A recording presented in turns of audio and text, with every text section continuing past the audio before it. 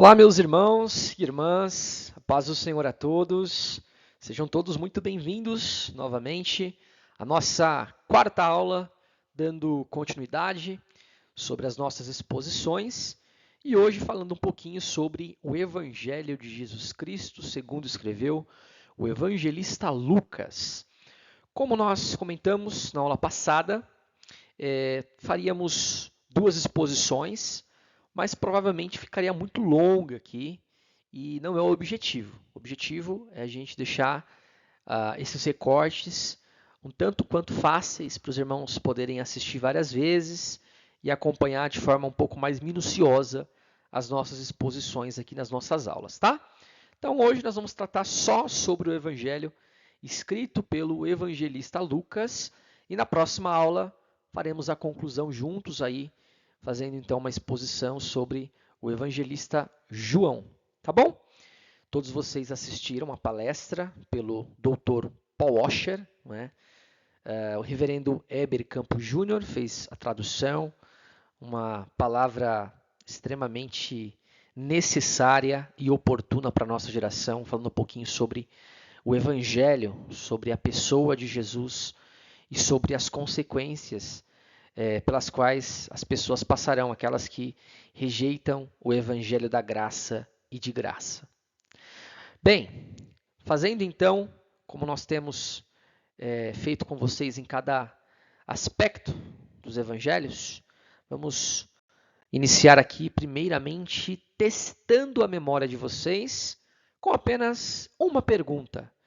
Na nossa aula de hoje, apenas uma pergunta no testando a memória relacionado à aula passada.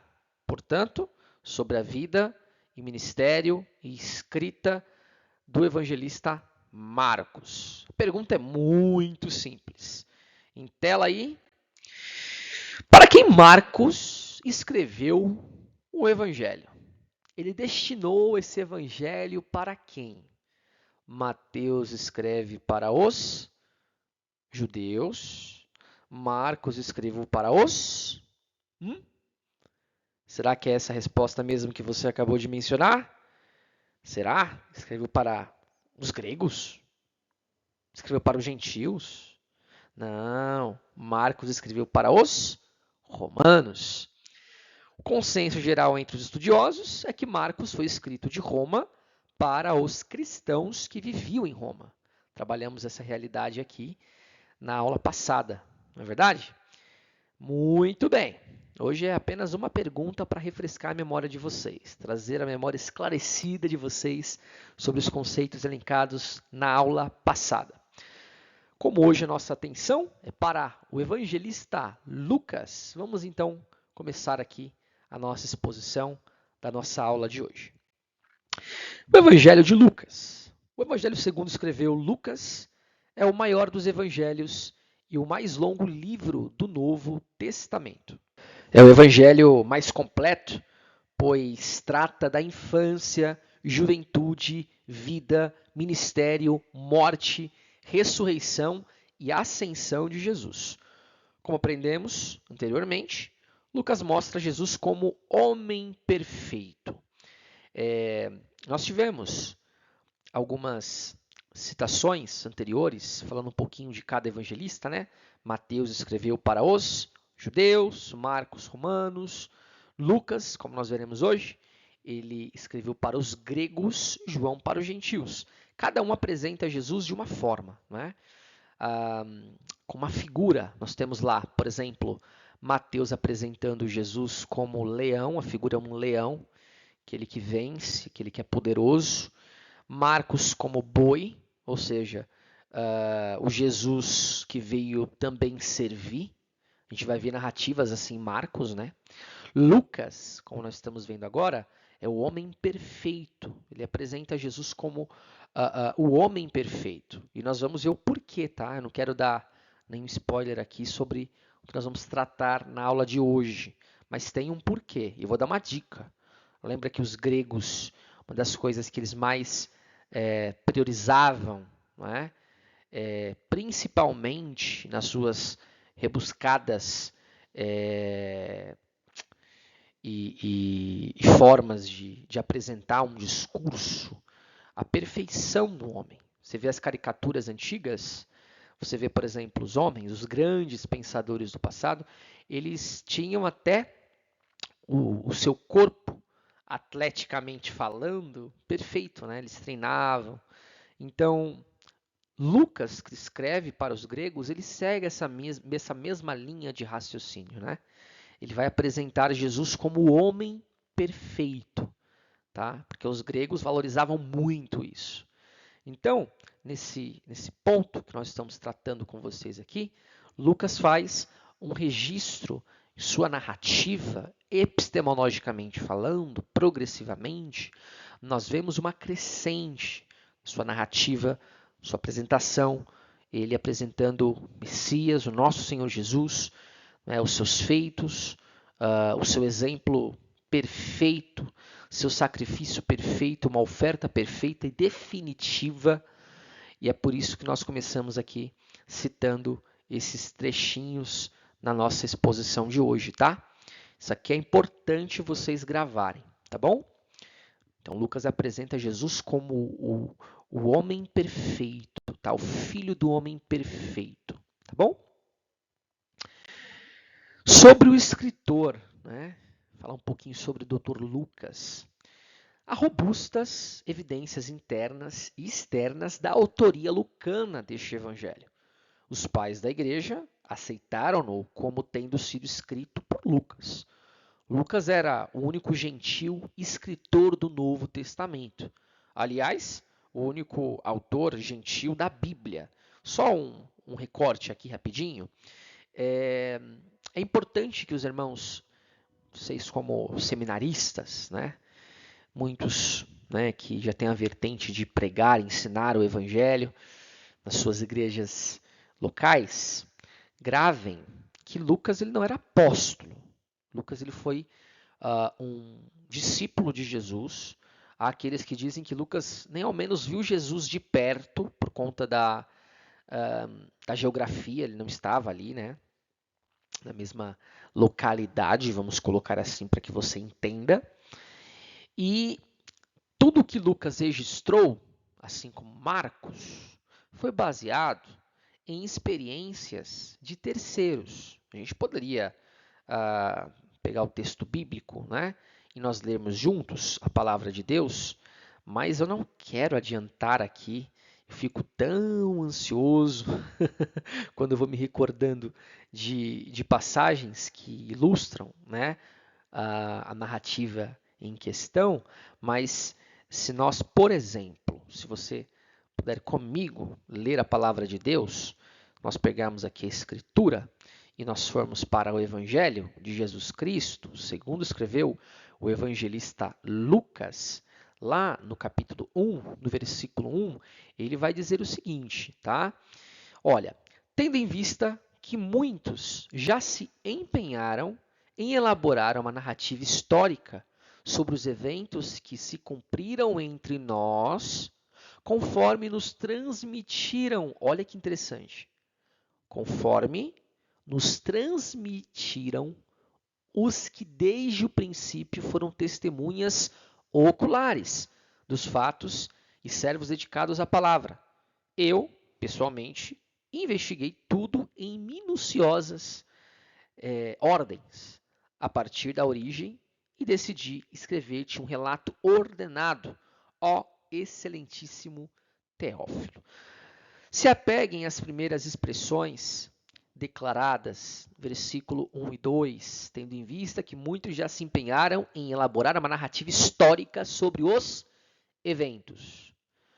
2. Conforme nos transmitiram os que desde o princípio foram testemunhas oculares dos fatos, servos dedicados à palavra. Então veja que Lucas, ele traz em sua luz, na sua narrativa, não é, experiências pelas quais ele não viveu. São experiências de terceiros, tá? Os apóstolos. Então, Lucas, que era um médico, né? E ele, por ser gentil, o único gentil que escreve um livro da Bíblia, canônico, né? Nós entendemos é que a sua escrita ela é oriunda de testemunhos de terceiros. Isso aqui é importantíssimo os irmãos guardarem. Assim como também no livro de Atos. Se nós formos para Atos, no capítulo de número 1, ele vai falar algo também muito interessante. O mesmo Lucas, né? Ele vai dizer o seguinte lá, ó, Atos 1:1. Olha só. Em meu primeiro livro, grande pergunta. Que livro? O evangelho que leva o seu nome. Esse que nós estamos tratando aqui, né? Caro Teófilo, escrevi a respeito de tudo que Jesus começou a realizar e a ensinar. Então, percebam que o primeiro livro é esse evangelho que leva o seu nome. O segundo livro, o livro de Atos dos Apóstolos, tá? Onde ele teve contato, né, com os apóstolos e então, com bastante embasamento, ele escreve e registra o evangelho que leva o seu nome, tá? Então, os teólogos de forma unânime dizem que Lucas é o mais versátil de todos os escritores do Novo Testamento. Seu nome é citado diretamente apenas 3 vezes no Novo Testamento. É apresentado como médico, cooperador e companheiro. Temos aí um texto de Colossenses 4,14. Saudai-vos, Lucas, ó médico amado. Filemão, versículo 24, diz: Marcos, Aristarco, Demos e Lucas, meus cooperadores. Temos aí 2 Timóteo 4,11, somente Lucas está comigo. Então Lucas ele era historiador, médico, cooperador de Paulo na obra missionária.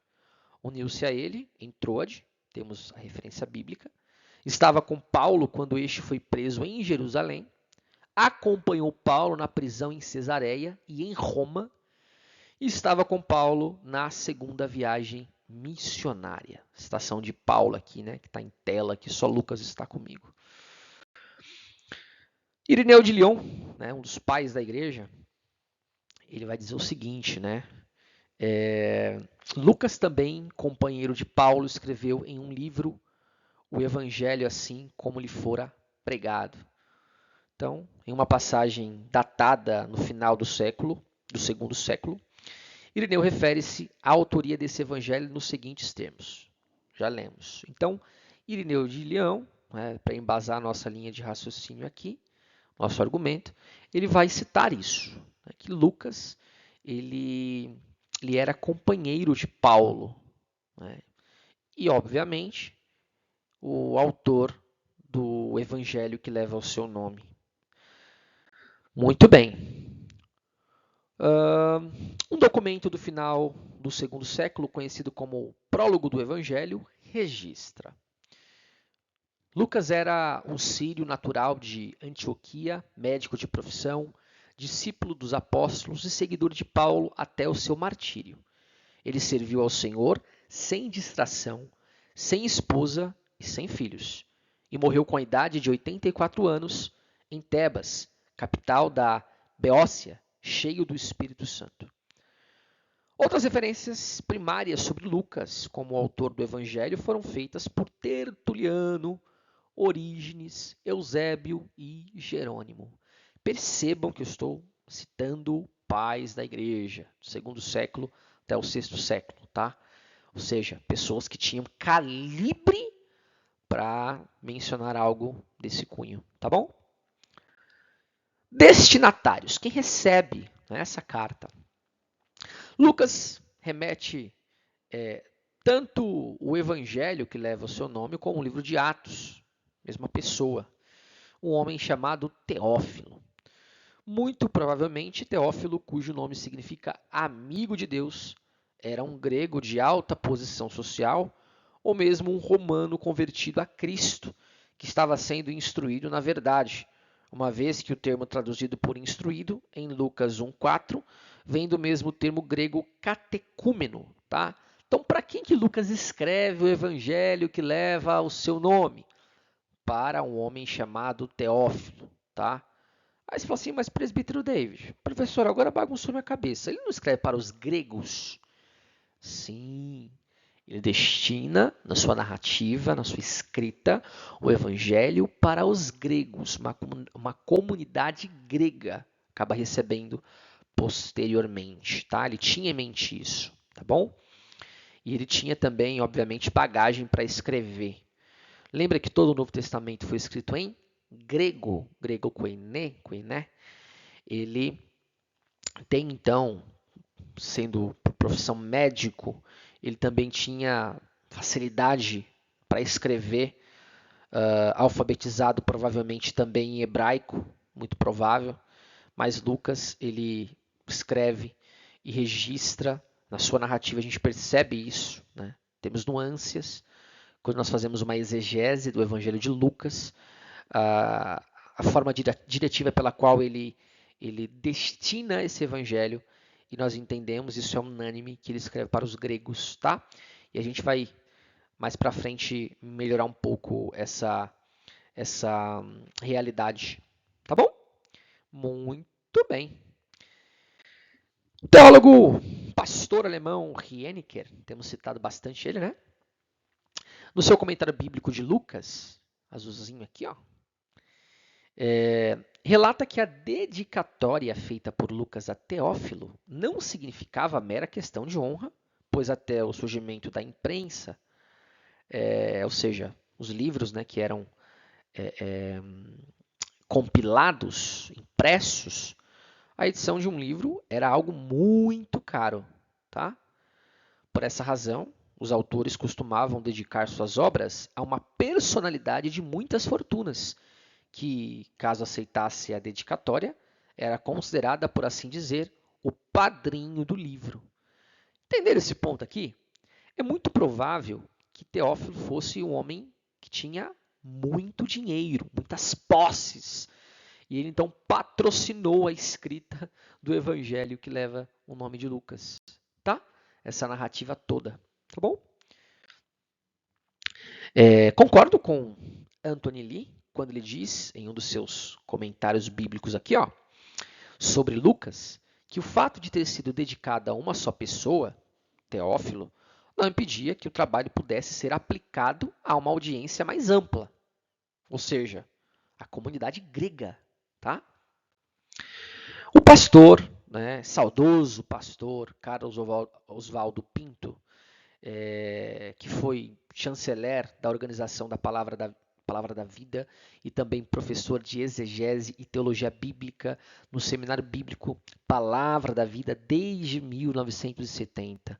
Ah, irmãos, eu tive o privilégio de ler alguns livros e acompanhar algumas palestras bem no comecinho do meu ministério do pastor Carlos Oswaldo Pinto, tá? Ele foi um grande homem de Deus, se não me falha a memória, pastor presbiteriano, é muito provável, tá bom? Fez um trabalho assim fantástico, tá? Só deixou saudade, né? Faleceu em 2014, outubro de 2014, e foi um grande exegeta, tá? Um grande comprometido com a palavra de Deus, principalmente nas línguas originais. Ele vai afirmar nesse livro aqui, ó, que vocês estão vendo, que é um clássico, né, Fundamentos para a Exegese do Novo Testamento, o seguinte sobre a escrita de Lucas, tá? O público-alvo de Lucas era predominantemente grego e gentil, tá? Então, ele que era um grande especialista aqui no Brasil, eu não me recordo se ele era presbiteriano ou batista. Por quê? Porque ele transitava em vários seminários, batistas, presbiterianos, de outras denominações, né? Ele certamente muitos até metodistas beberam da água dele, das coisas que ele escreveu, né? Um grande homem de Deus. Então, eu tive o privilégio de presenciar algumas palestras do reverendo Carlos Oswaldo Pinto, tá? Uma bênção mesmo. Como também, mencionando alguém do mesmo calibre, o próprio Enéas Tonini, né? Que pregava 90 anos com uma erudição assim terrível, maravilhoso. Fundador do seminário teológico que leva o seu nome, né? Enéas Tonini, lá na Barra Funda. Muito legal, meus irmãos, muito legal. Fiquei emocionado agora de rever aqui e ver as lembranças. É bom quando a gente tem referências, né? E que o Senhor Deus acaba recolhendo pela sua soberania e os seus trabalhos ainda hoje mexem bastante com a gente. Muito bem, que sejamos assim também, né? Muito bem. Então nós temos aqui uma autoridade dizendo que esse evangelho aqui, escrito por Lucas, né, tinha sua luz primariamente o envio a um público, né, uma região mais grega, tá bom? Data e local de escrita. Vamos lá. Não podemos ser dogmáticos quanto à data em que os livros de Lucas e Atos foram escritos. Nós temos aí o Anthony, né, ele chega a dizer que é impossível determinar com certeza quando Lucas os escreveu. A maioria dos teólogos acreditam que Lucas escreveu seu evangelho cerca do ano 58 a 60 depois de Cristo, quando Paulo estava preso em Cesareia. Só para os irmãos poderem ter uma noção, Apocalipse é datado do ano 95 a 98. Só para vocês poderem ter uma noção aí, tá bom? Carlos Oswaldo, né, o senhor que nós falávamos há pouco, é da mesma opinião. Escreve ele. A data mais provável para o Evangelho é por volta de 58 a 60, antes que Paulo e Lucas partissem para Roma. Tá? Legal.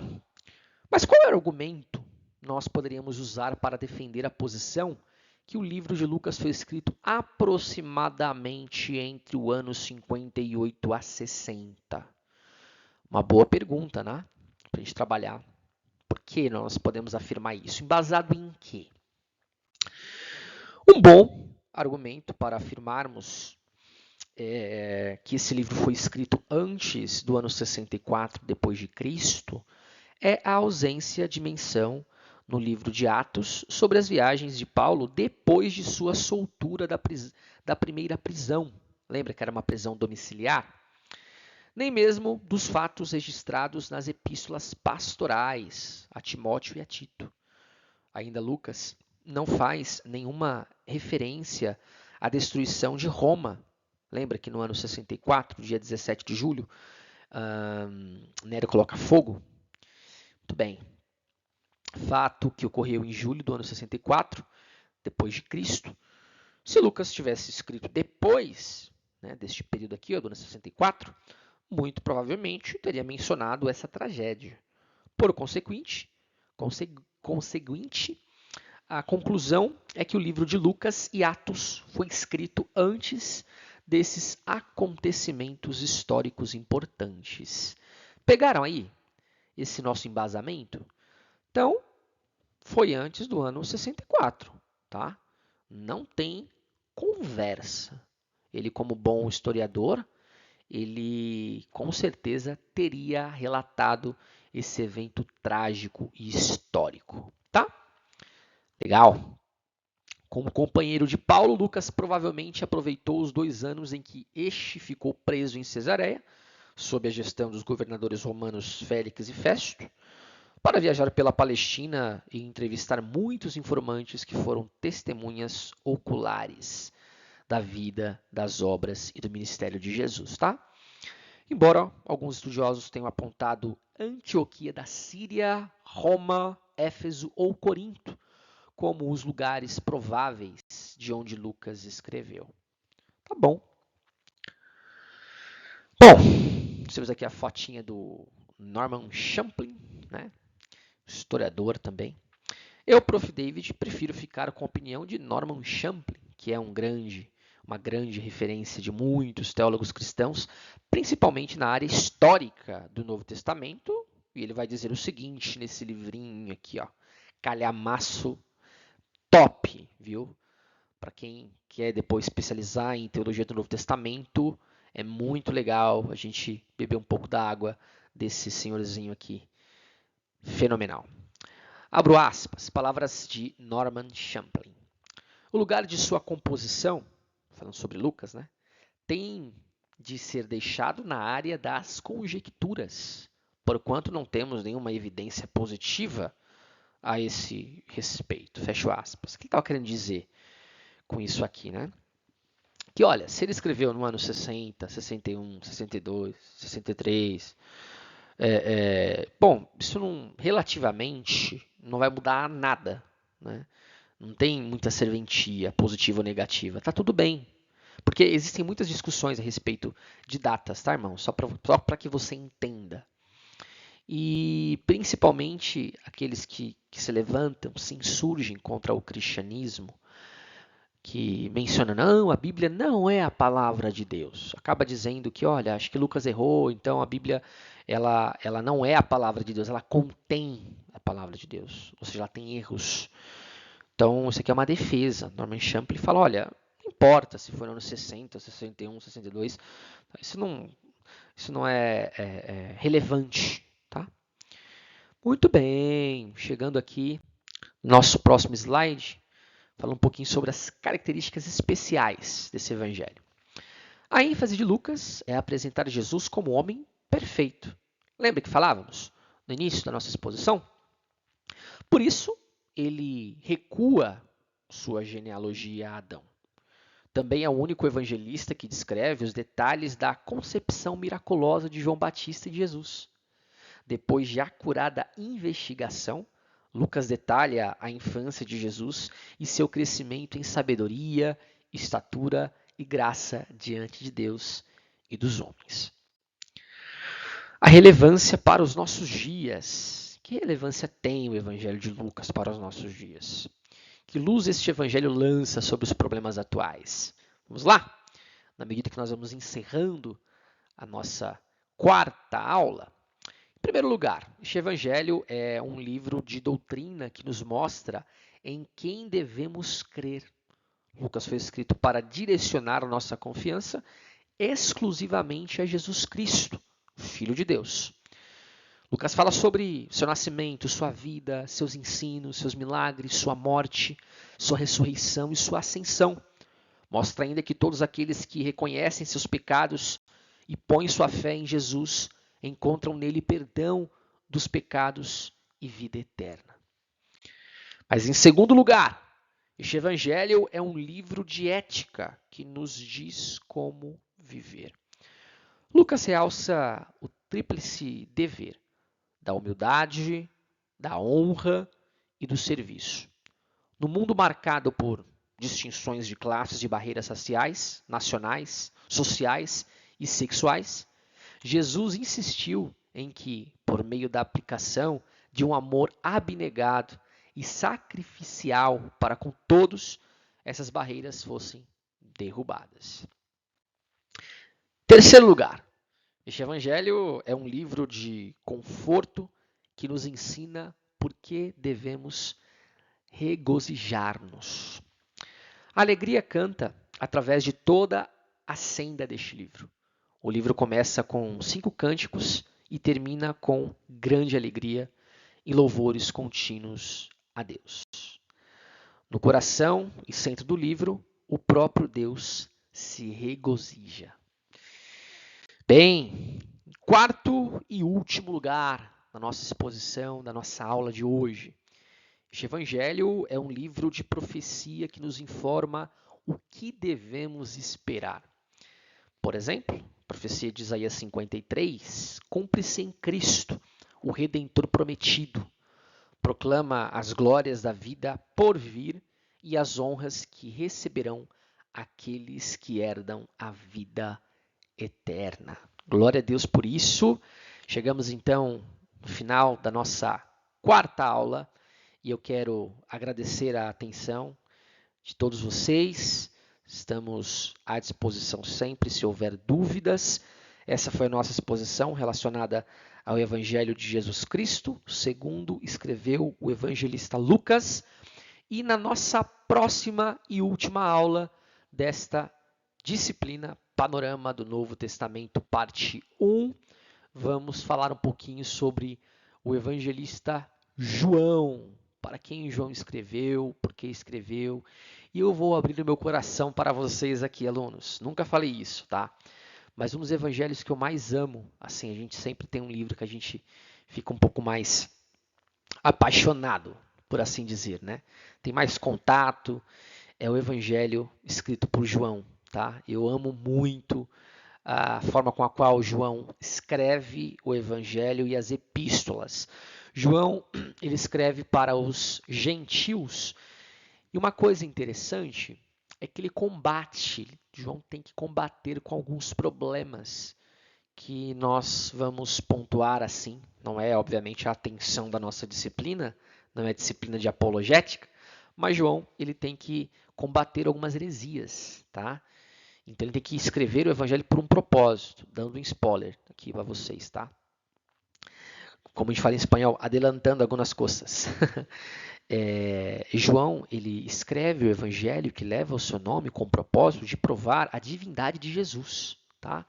Isso aqui é muito legal e eu, ansioso aqui, espero você para a nossa próxima e última aula. Então, um abraço a todos, fiquem na paz e até a próxima aula.